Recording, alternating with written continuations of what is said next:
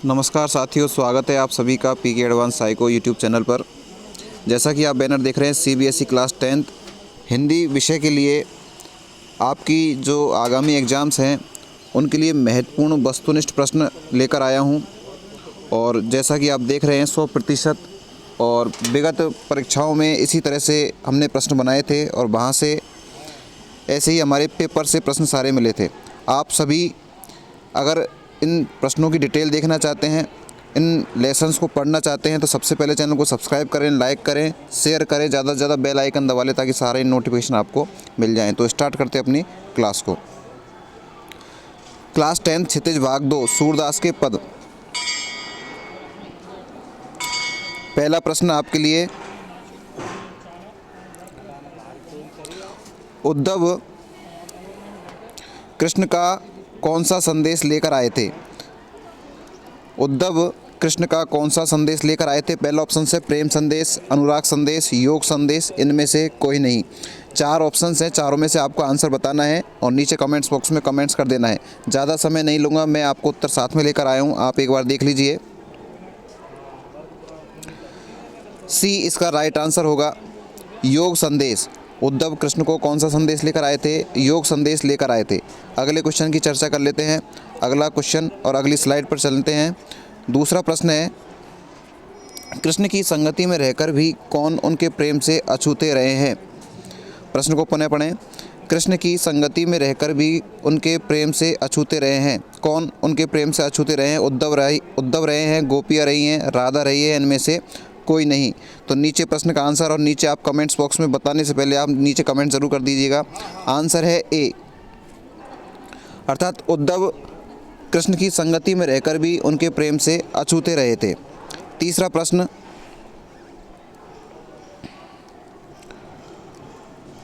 उद्धव के व्यवहार की तुलना किसके पत्ते से की गई है? पीपल के पत्ते से, कमल के पत्ते से, केले के पत्ते से और नीम के पत्ते से। नीचे कमेंट्स बॉक्स में आपको कमेंट्स करना है कि आंसर क्या है। आंसर है कमल के पत्ते से। तो उद्धव की जो तुलना है, व्यवहार की तुलना, वो किससे की गई है? कमल के पत्ते से की गई है। नेक्स्ट प्रश्न, क्वेश्चन नंबर 4, गोपियों को अकेला छोड़कर कृष्ण कहाँ चले गए थे? गोपियों को अकेला छोड़कर कृष्ण कहाँ चले गए थे? ब्रज चले गए थे, द्वारिका चले गए थे, मथुरा चले गए थे, वृंदावन चले गए थे। कहाँ चले गए थे बताइए? जल्दी जल्दी कमेंट्स करें। क्लास पसंद आ रही है तो लाइक करें। चैनल को सब्सक्राइब अभी तक नहीं किया तो चैनल को सब्सक्राइब कर लें इन सभी की डिटेल देखने के लिए। आंसर देख लेते हैं हम। सी इसका राइट आंसर है, मथुरा। गोपियों को अकेला छोड़कर कृष्ण कहाँ चले गए थे? मथुरा चले गए थे। अगले प्रश्न की चर्चा हम कर लेते हैं। अगला प्रश्न आपके सामने स्क्रीन पर आ चुका है। गोपियों को कृष्ण का व्यवहार कैसा प्रतीत होता है? गोपियों को कृष्ण का व्यवहार कैसा प्रतीत होता है? उदार, छलपूर्ण, निष्ठुर, इनमें से कोई नहीं। जल्दी से जल्दी कमेंट्स करें, बताएं। आंसर है बी, राइट आंसर क्या है? बी, छलपूर्ण। गोपियों को कृष्ण का व्यवहार कैसा प्रतीत होता था? छलपूर्ण, अर्थात वो अपने कलाओं के माध्यम से वो गोपियों को छलते थे, जिससे उनका व्यवहार गोपियाँ कैसा मानती थी? छलपूर्ण मानती थी। अगले प्रश्न की चर्चा, प्रश्न नंबर 6। प्रश्न नंबर 6 को पढ़ लीजिए। ऑप्शंस आगे की स्क्रीन पर दिखाई देंगे, आगे स्लाइड पर। गोपियाँ श्रम को क्या समझती हैं? गोपियाँ श्रम को क्या समझती हैं? डरपोक, निर्बल, अबला, साहसी। नीचे आपने आंसर देख लिया होगा, क्या है राइट आंसर? अबला। गोपियाँ श्रम को क्या समझती थी, कैसा समझती थी? अबला समझती थी। अर्थात अबला किसे कहते हैं? जिस पर कोई बल नहीं हो, अर्थात जो दूसरों पर आश्रित हो, ऐसा गोपियाँ श्रम को समझती थी। अगला प्रश्न की हम चर्चा करते हैं। 7वां प्रश्न आपकी स्क्रीन पर देखें। गोपियाँ किसके प्रेम में आसक्त हो गई थी? उद्धव के प्रेम में, कृष्ण के प्रेम में, संगीत प्रेम में, इनमें से कोई नहीं। किसके प्रेम में आसक्त हो गई थी गोपियाँ? जल्दी से जल्दी आंसर बताएं, कमेंट्स करें। जी हाँ, बिल्कुल आपने सही आंसर दिया है, बी, कृष्ण प्रेम। बी इसका राइट आंसर है कि गोपियाँ कृष्ण प्रेम में आसक्त हो गई थी। अगले प्रश्न की चर्चा करते हैं। 8वां प्रश्न आपके सामने है। इनमें से किस पक्षी की तुलना गोपियों से की गई है? कोयल से, मोर से, हारिल से और चकोर से। और आंसर इसका क्या है? सही, हारिल से। किससे तुलना की गई थी? हारिल से इसकी तुलना की गई थी। प्रश्न नंबर 9, किसने प्रेम की मर्यादा का उल्लंघन किया है? किसने प्रेम की मर्यादा का उल्लंघन किया है? आंसर आप देख रहे होंगे नीचे। आंसर है क्या? कृष्ण ने। कृष्ण ने किसका उल्लंघन किया है? प्रेम की मर्यादा का उल्लंघन किया है किसने? कृष्ण ने। तो राइट आंसर क्या है मित्रों? डी। तो दोस्तों ऐसे सभी विषयों के आप अगर वीडियो चाहते हैं, सब क्वेश्चन चाहते हैं, तो हमारे चैनल को आप सब्सक्राइब कर लें, लाइक ज़रूर आप करें और नीचे कमेंट्स बॉक्स में ज़रूर बताएं कि आपको ये क्लास कैसी लगी। अगले 10वें प्रश्न की हम चर्चा कर लेते हैं। कृष्ण का योग संदेश लेकर कौन आए थे? कृष्ण का योग संदेश लेकर कौन आए थे? तो ध्यान रखना है, उद्धव, बलराम, सेवक, इनमें से कोई नहीं। आंसर आपको देना है। कौन सा है इसका आंसर? चलिए देख लेते हैं। तो राइट आंसर इसका क्या है? राइट आंसर है ए, उद्धव। प्रश्न नंबर 11वां प्रश्न क्या कह रहा है, देख लें एक बार। उद्धव किसकी संगति में रहकर भी प्रेम से अछूते रहे हैं? कृष्ण की संगति में, गोपियों की संगति से, मित्र की संगति में, इनमें से कोई नहीं। जल्दी से जल्दी कमेंट्स में कमेंट्स करें और राइट आंसर दें। और आंसर देख लें आप, ए, अर्थात कृष्ण की संगति में रहकर प्रेम से अछूते रहे थे। इसी तरह का प्रश्न हमने पहले भी पढ़ा था। सभी महत्वपूर्ण प्रश्न हैं आपके एग्जाम में, इनमें से प्रश्न आने की पूरी संभावनाएं हैं। 12वां प्रश्न आप देखें। 12वां प्रश्न क्या कह रहा है? गोपियाँ कृष्ण के प्रति कैसी भावना रखती हैं? द्वेष की भावना, क्रोध की भावना, प्रेम की भावना, घृणा की भावना, कैसी भावना रखती हैं? जल्दी से जल्दी कमेंट्स करें। आपके पास मात्र 10 सेकंड का समय है। कमेंट्स बॉक्स में कमेंट ज़रूर करें कि इसका आंसर क्या है। देखिए भाई, आंसर आपको बता देता हूँ, समय हो चुका है आपका पूरा। प्रेम की। ये प्रश्न आपको याद भी नहीं करने पड़ेंगे। अगर आप हमारे चैनल को सब्सक्राइब करेंगे तो आपको ये प्रश्न याद करने की आवश्यकता नहीं पड़ेगी। इस तरह से हमने इनको पढ़ाया है, समझाया है, वहीं पर ये सारी चीज़ें हमने आपकी क्लियर करी हैं। तो आप हमारे चैनल को सब्सक्राइब करके इन वीडियोस को ज़रूर देखें। तो गोपियाँ कृष्ण के प्रति कैसी भावना रखती थी? भाई प्रेम की भावना रखती थी। 12 प्रश्न हम देख लिए हैं। 13वां प्रश्न आपकी स्क्रीन पर आ चुका है। 13वां प्रश्न है, कृष्ण के आने की प्रतीक्षा किसे है? कृष्ण के आने की प्रतीक्षा किसे है? भक्तों को है, उद्धव को है, गोपियों को है, यशोदा को है? तो भाई जल्दी से जल्दी आंसर बताएं, कमेंट्स बॉक्स में कमेंट्स करें। समय हो चुका है आपका पूरा। आंसर मैं आपको बता देता हूँ।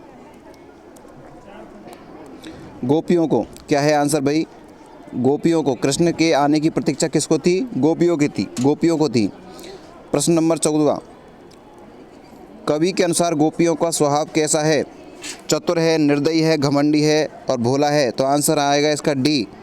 भाई कैसा था गोपियों का स्वभाव? भोलापन उनमें था। और प्रश्न नंबर 15वें प्रश्न की चर्चा करेंगे अगली स्लाइड पर।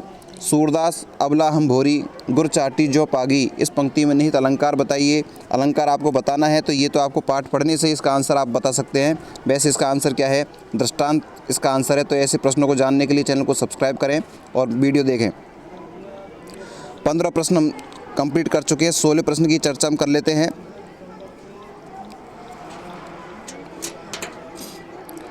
बिथा शब्द का तत्सम रूप लिखिए।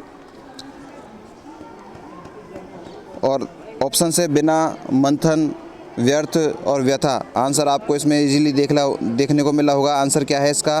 डी इसका राइट आंसर है, व्यथा। वी इसका क्या है? Right answer. 17वां प्रश्न और मात्र 1-2 प्रश्न हमारे रहे हैं। गोपियाँ किससे गुहार लगाना चाहती थी? तो गोपियाँ राम से, प्रभु से, कृष्ण से, उद्धव से। और आंसर आपको मिल चुका है कौन सा? कृष्ण से। गोपियाँ किससे गुहार लगाना चाहती थी? कृष्ण से गुहार लगाना चाहती थी। ठीक है, अगले प्रश्न की मैं चर्चा करूँ आपसे। हारिल पक्षी से किसकी तुलना की गई है? गोपियों की, कृष्ण की, ब्रजवासियों की, उद्धव की? तो आंसर क्या मिलेगा मित्रों? गोपियों की।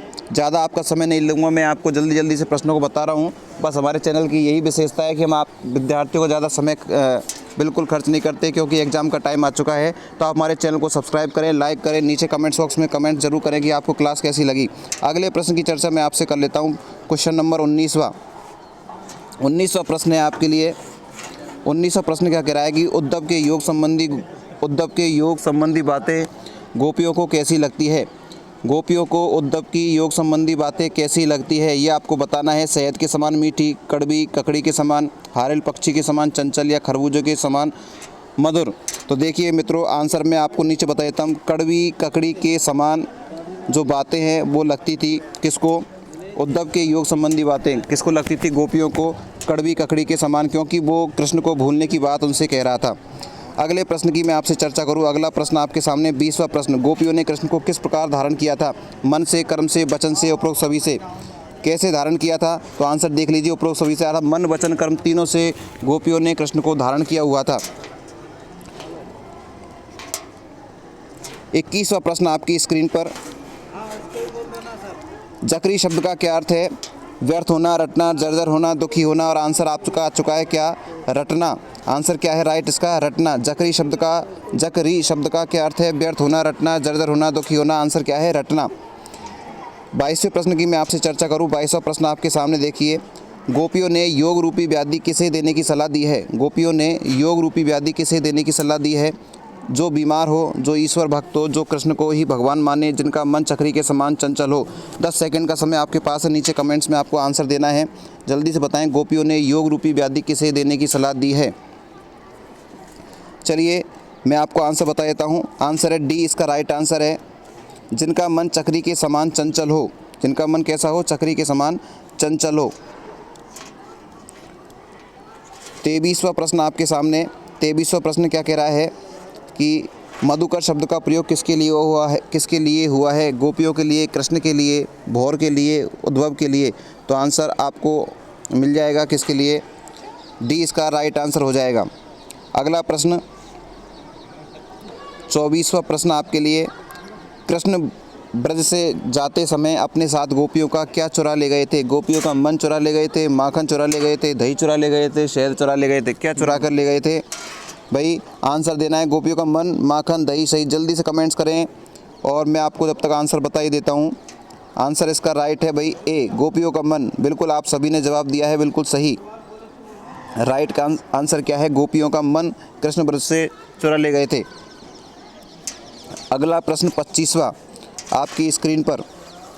गोपियों के अनुसार सच्चा राजधर्म क्या है? गोपियों के अनुसार सच्चा राजधर्म क्या है? प्रजा का पालन, प्रजा के सुखों को ध्यान रखना, प्रजा को बिल्कुल न सताना और प्रयोग सभी। तो निश्चित रूप से ये तीनों ही इसमें समाहित थे, इसलिए राइट आंसर इसका क्या जाएगा? डी इसका राइट आंसर होगा।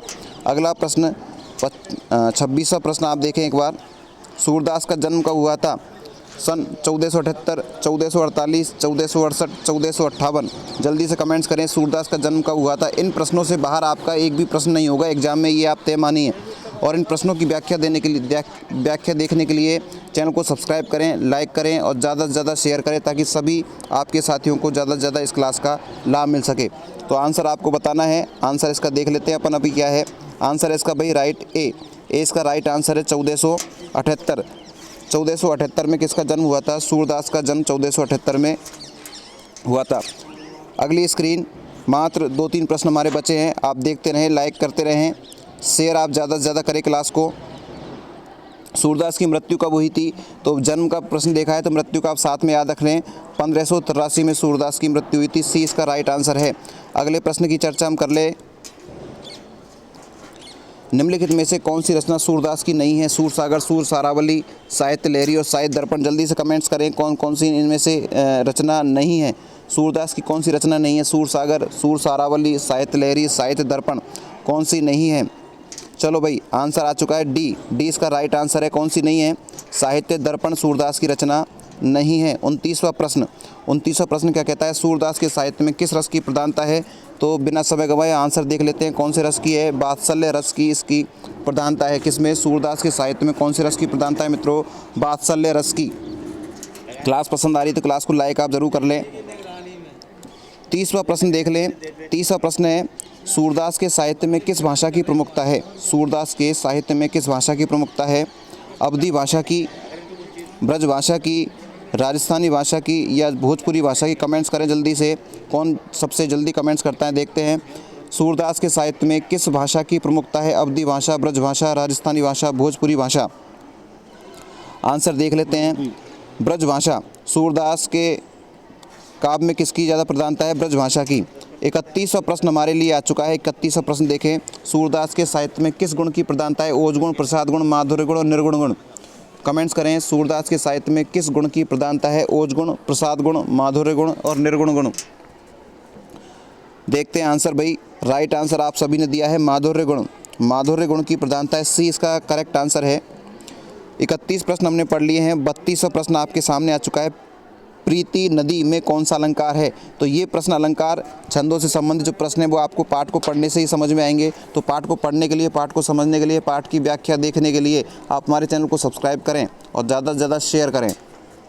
पहला ऑप्शन से अनुप्रास, दूसरा है यमक, तीसरा है उपमा और चौथा है रूपक। और राइट आंसर कौन सा है? डी इसका राइट आंसर है। क्या? रूपक। तो मित्रों ये थी हमारी क्लास आज की। आप सभी ने क्लास को देखा, क्लास आपको पसंद आई तो क्लास को लाइक ज़रूर कर लें, चैनल को सब्सक्राइब कर लें क्योंकि इनसे संबंधित वीडियो आपको चैनल पर मिलेगी। नोटिफिकेशन के लिए आप बेल आइकन दबा लें ताकि सारी सूचनाएं आपको समय पर मिल जाए। ठीक है, आगे मैं इसी तरह अन्य विषयों के पेपर्स आपको डालता रहूँगा। आप सभी ने हमारी क्लास को देखा, आप सभी का धन्यवाद। Thank you, bye bye.